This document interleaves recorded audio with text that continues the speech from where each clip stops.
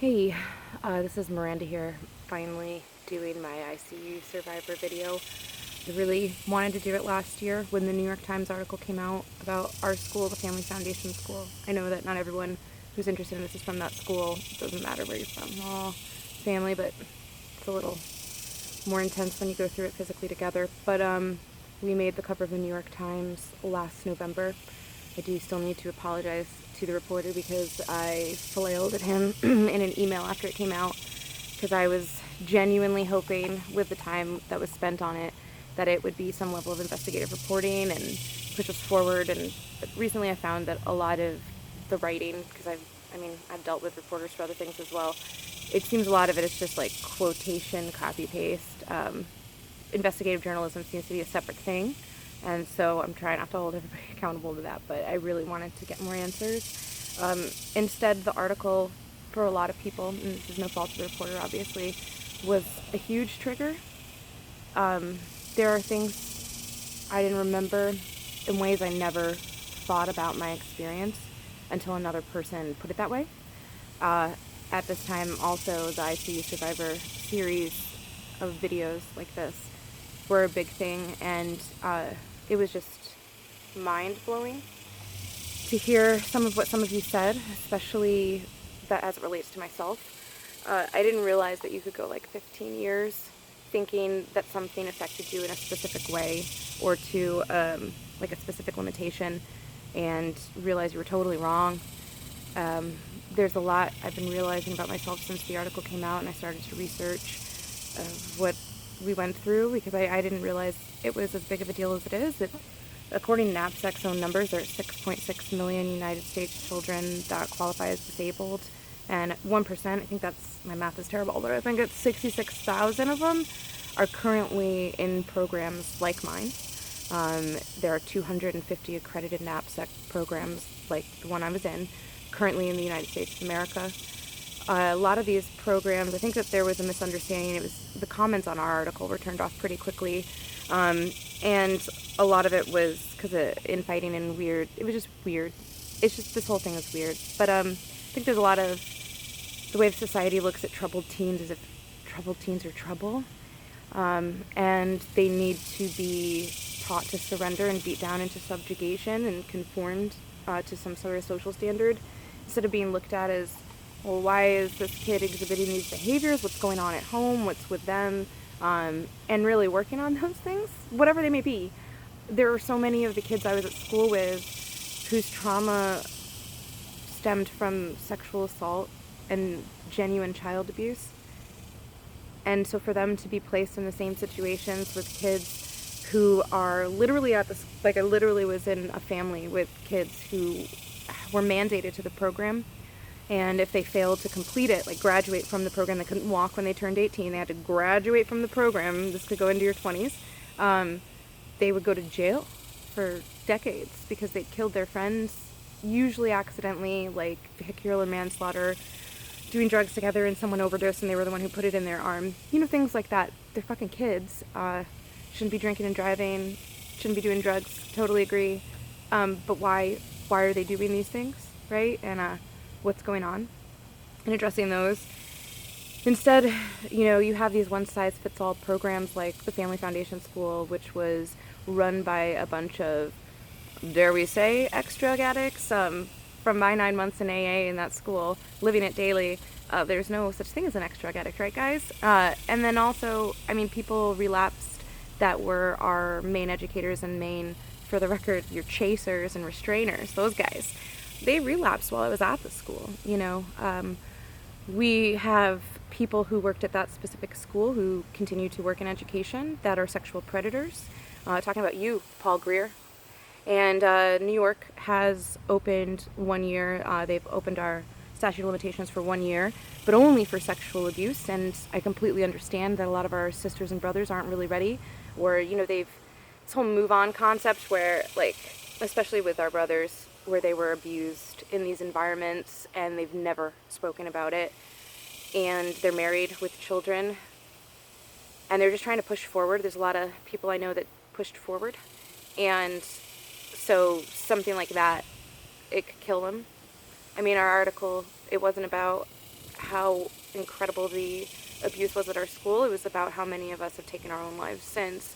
There's only a couple thousand of us, and we're over 100. I forget what number we're in right now, and I don't want to over jump that. But we have this weird little brethren of a support system where, you know, we're kind of on suicide watch with each other, and it's kind of where I'm at now with myself. I wanted to do this video from like a very clear place, and that's why I haven't done it yet. 10 months later, and I'm not there, and I'm not sure if I can see myself there. And so I didn't want to not do this.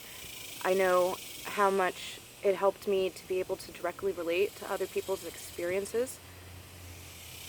And so that's the intention, that, and for those of you who've never heard about something like this, hopefully it doesn't feed into my fears of being seriously judged. I mean, it's a shame experience. Even those of us, not speaking for myself, who are genuinely healed or enlightened or in some way, like, it's still a really weird thing to bring up with people who don't understand, because our perspective is what we were taught at the table, our family table, both in real life and then at the family school, where, like, we're unlovable, broken, dangerous liars who corrupt everybody around us, right? And we're not even honest with ourselves. That's why we don't even know how bad we are. And so I didn't understand a lot of how this was affecting me until the article came out. I looked up, Liz Ionelli had shared an article from Dr. Ariel Goldstein, or Goldberg, I believe. She's in Colorado. Does a lot of work on complex PTSD. I am diagnosed with complex PTSD. I've been diagnosed with a few things. Never in my life have I ever been responsive to identifying with those until I read on her website about complex PTSD. And all of a sudden it was like, oh, like, that's me, with a lot of different aspects of it, like parts therapy and these weird amygdala hijackings, you know, and how my flight and freeze and fawn and all these responses, like how I've created these destructive coping mechanisms, and, you know, attachment disorders. And these are all things that I thought were uniquely me, right? Because I'm the center of my world. And having it be something that millions of people deal with and people are studying, and it's not permanent, and you're not a broken person, even though I don't give about that because I'm not sympathetic to myself at all. It kind of like takes the fantastical drama out of it. It puts a name on it. It's like with exorcism, right? You got to know the name of the demon to exorcise them.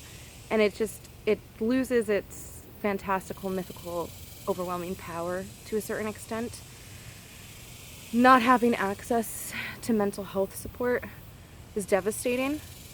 I am on my way, hopefully, out of an emotional flashback that's been like 2 weeks. Done everything from the National Suicide Prevention Hotline, which, please understand me when I say, if you're in active suicidal mode, like sitting there literally with your weapon of choice and you're ready, that is not the last call for you. It'll be your last call, probably, and I'm sorry, there's going to be people who are going to jump on me for this. And if that's how you feel, do me a solid and just call them real quick and see how it goes, because they really meant well, but this whole high-pitched, very sweet girl who was like, oh my god, that must be so hard for you. I reject sympathy and pride and all of, I mean, I grew up Roman Catholic and I was in a freaking cult. So, those are like huge red flags, and I don't trust you. I don't trust people who compliment me or flatter me in any way. Yeah, I believe 100%. I think it makes sense logically that they're trying to manipulate my opinion of my interaction with them in the situation, right? So these are the biggest way that being in some sort of dystopic peer-on-peer Stanford Project prison experiment for 9 months without being the one who was the worst subjectified to this experience. Also, I'm like super witness syndrome, right? And minimization is my game. I wasn't raped at the school like others were. I didn't die there like others did. I wasn't directly a part of sitting in circles around Brianna and mocking her into cutting herself or drinking astringent. I wasn't present. I heard about these things from her. from other people. She's dead now. It's not my story.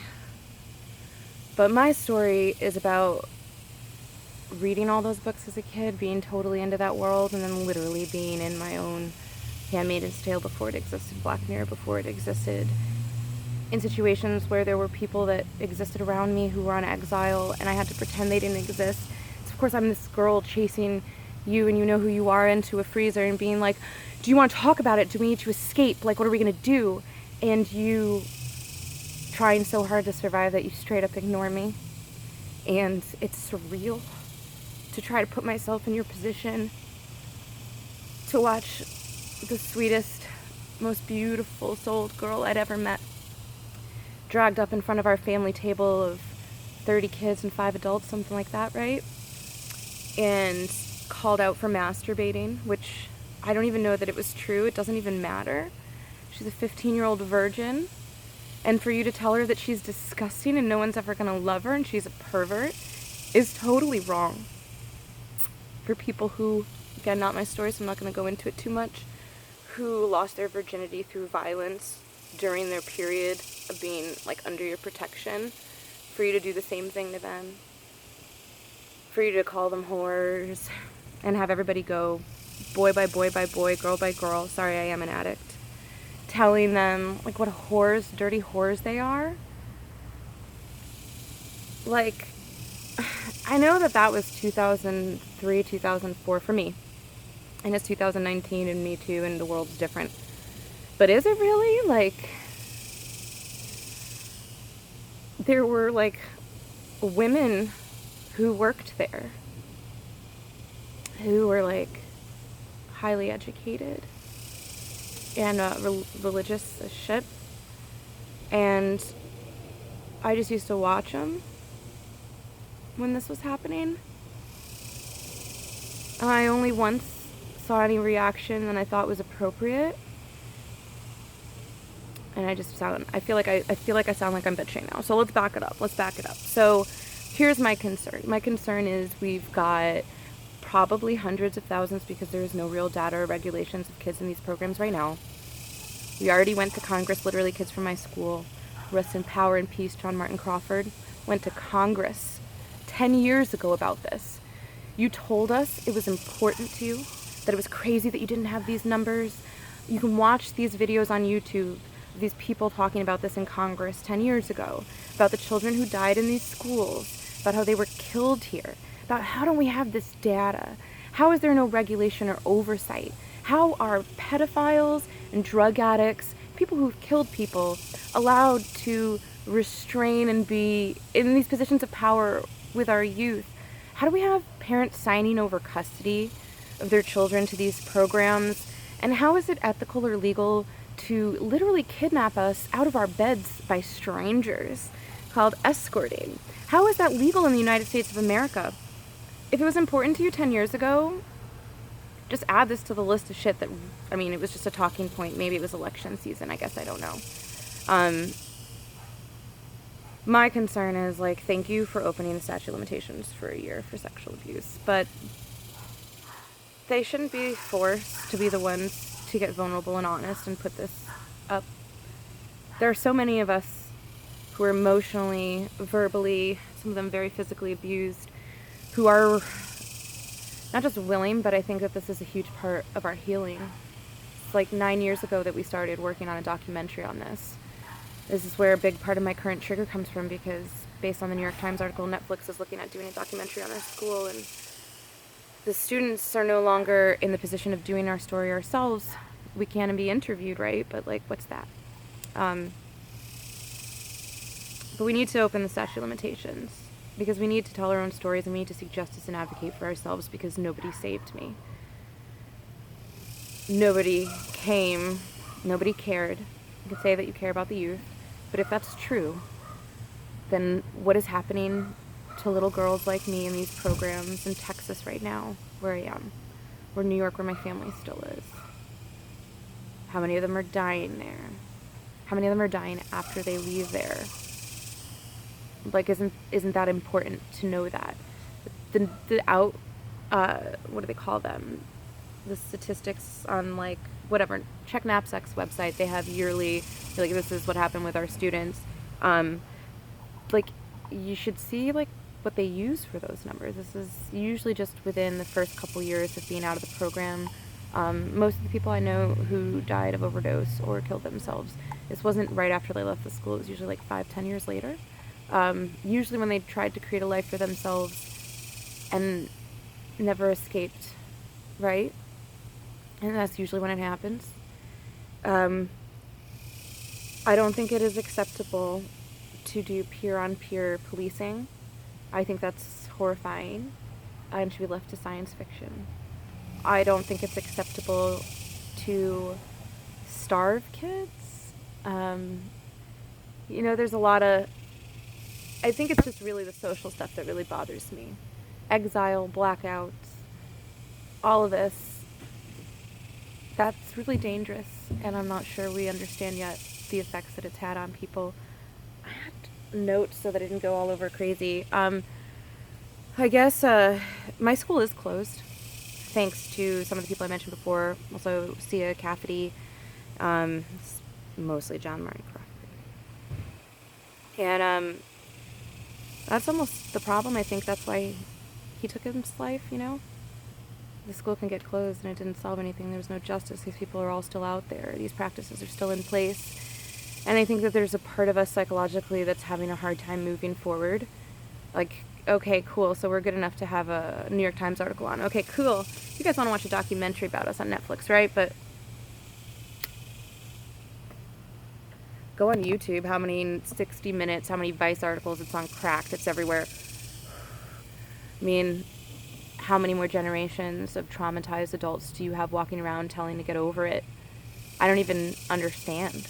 Like, I was 28 years old when I realized that I was still on blackout in bathroom stalls, literally. Like, for people who don't know what that means, we had to not speak in the bathroom. But our toilets, I had to keep the stall door open and be watched by someone. And then also our toilet in the dorm was literally in the closet. So I've got a lot of weird stuff that I didn't understand I had with shitting and eating. And, like, this hyperactive attempt to appear totally comfortable with things I'm completely uncomfortable with. I've got a lot of pretty epic survival mechanisms that aren't working anymore. And I do not have the ability to emotionally attach to people at all. So I do animal rescue as both a way of coping and distracting myself. And then it got really hard 2 weeks ago, and my whole life got really hard, and I haven't answered my phone or turned it on until right now. And I have been, trying to get into some sort of non-inpatient, non-drugged program. But I don't have medical insurance, and this is the reality of the situation. I guess I don't want to take too much time on this. If you're having issues with your kid and you're considering something like this, please look at Sia, Safe Schools, look at what they found. Look at the 60 Minutes episodes on this stuff. Like, there's not a school they called with the description of a kid they called where they weren't like, yeah, totally bring them in. Like, we've got space, right? Look into some serious options for your kid. Sending them away should be a last result, even if they hate you. I didn't live with my parents when they sent me away, just for the record. They'd been in a tough love group with another parent who'd sent their kid to this school, which is why I went there. And that tough love group told them to tell me I could move out and go live with the family they'd kept sending me to spend time with, because my mother and I, had the whole alpha female power play jazz going on my entire life. No positive relationship. The mother relationship I'd had abandoned me at 11, which I moved towns at 11. I'm on Ritalin, and this is when my suicidality starts. Which, for the record, just to be clear, like, between 11 and 16, I only have, like, 2 suicide attempts. So, like, it's not like I don't want it to seem like I'm just doing this all the time, but I do have a lifelong, at least 20 years, passive suicidality. I gotta shine on my egghead. So, there has to be other alternatives. There is an abandonment issue, even if I fucking hate you. If you drop me somewhere where people are going to tell me that you don't love me anymore and you're done with me and I'm a piece of shit, cunt, literally, and all this other stuff, then I'm going to have problems in my relationship with you. Dr. Ariel Goldstein, or Goldberg, I'm sorry, whatever. Something powerful that I learned from one of her podcasts was that the relationships between parents and these kids afterwards, the reasons that they're so poor is often it feels like our parents, who were supposed to protect us, obviously did not, are still agreeing with our abuser. My father was in a military boarding school. My parents were both raised by drunks, right? Irish Sicilian. So they still, to this day, I'm 33, it's been 15 years since I walked at my 18th birthday from the Family Foundation School in Hancock, New York in the Catskill Mountains. They still think I should have stayed and worked the program, right?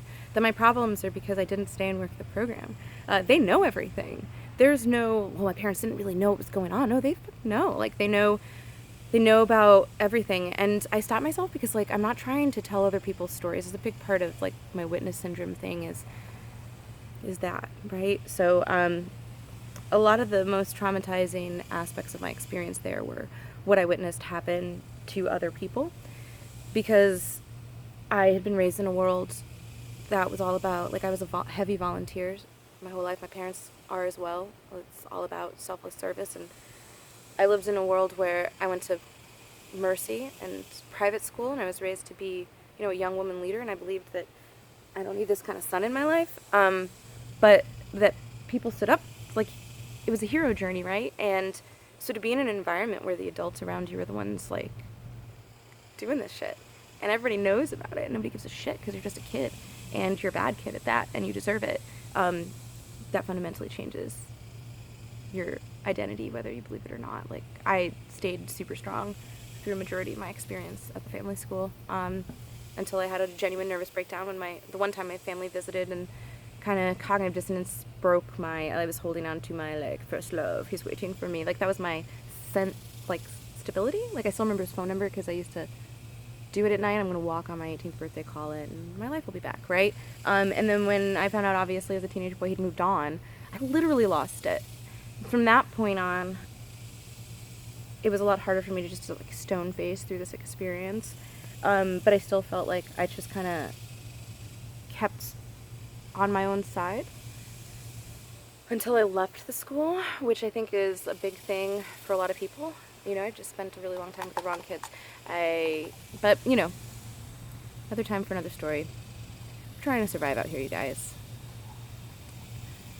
When we need some serious help. So I hope this wasn't too self-indulgent.